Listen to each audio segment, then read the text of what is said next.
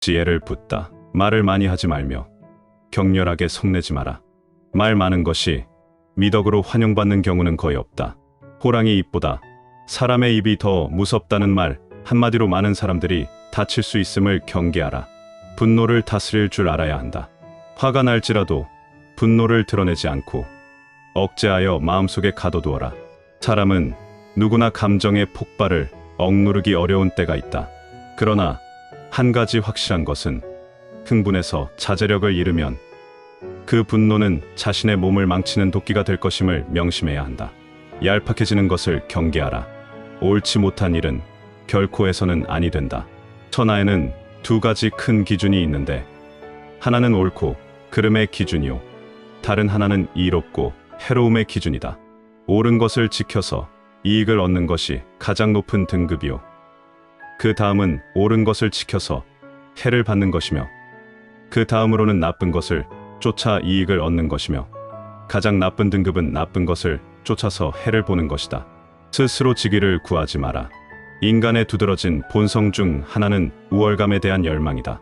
남보다 더 나은 위치에 있기를 소망하는 것은 인간의 본능이기에 누구나 위에 서고 싶어 하며 나아가 어떻게든 높은 자리에 올라보려고 온갖 수단과 방법을 다 하기도 한다.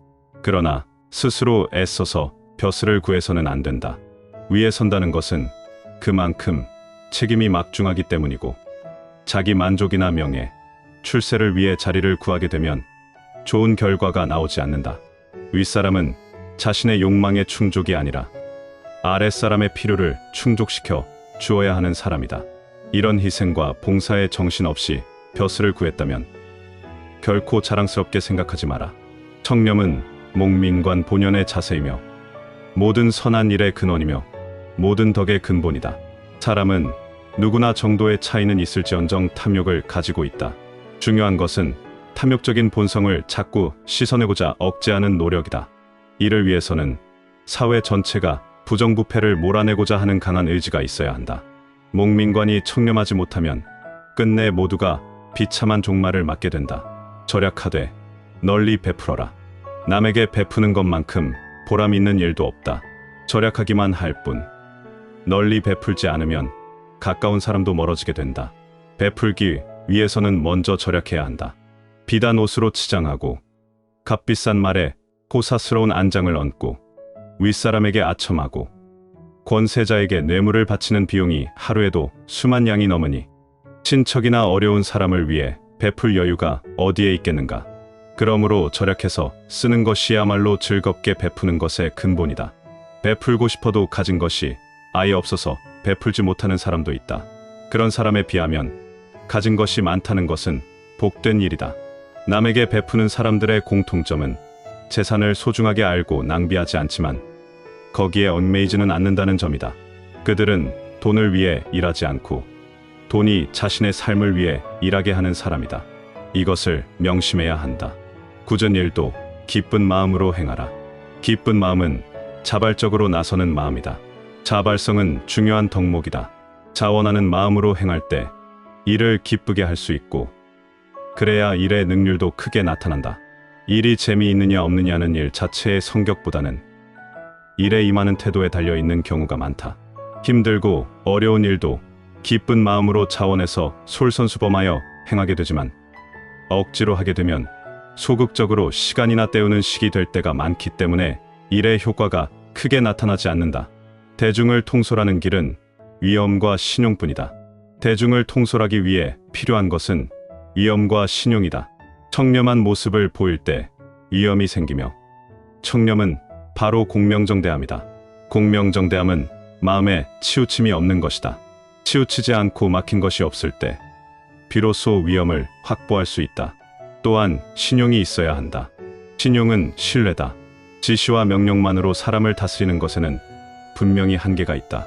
자신이 남으로부터 신용을 얻어야 하며 그 자신 또한 다른 사람을 신뢰할 수 있어야 한다. 사람을 통솔하는 능력은 다른 사람을 움직이게 만드는 능력을 말한다. 끊임없이 독서하라. 오직 독서, 이 한 가지 일이 위로는 옛 성현을 함께 할 수 있게 하고 아래로는 백성을 깊이 깨우칠 수 있게 하며 신명에 통달하게 하고 임금의 정사를 도울 수 있게 할 뿐 아니라 인간으로 하여금 짐승과 벌레의 부류를 벗어나 저 광대한 우주를 지탱하게 만드니 독서야말로 우리들의 본분이라 하겠다. 또한 쉬지 말고 기록하라.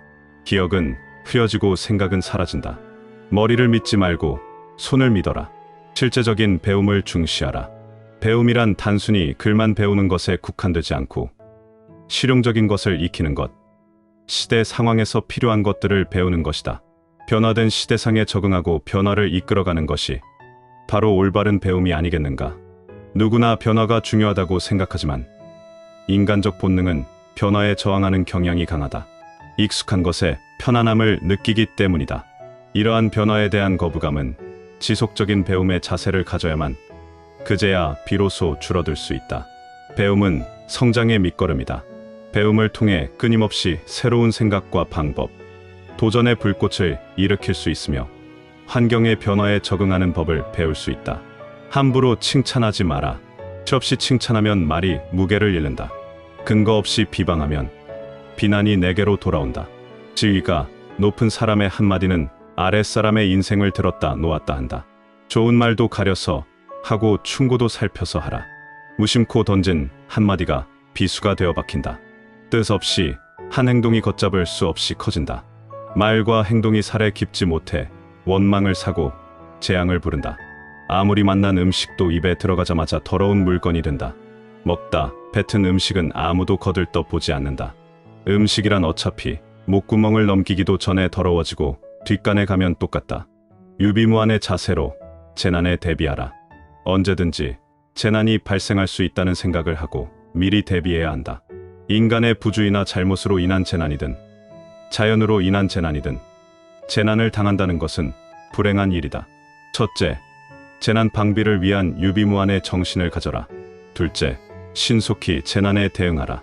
대부분의 위기나 위험은 사전에 반드시 신호를 보내게 되어 있다. 오늘 소개해드린 내용이 유익하셨다면 구독하시고 좋은 말씀 계속 들어보세요.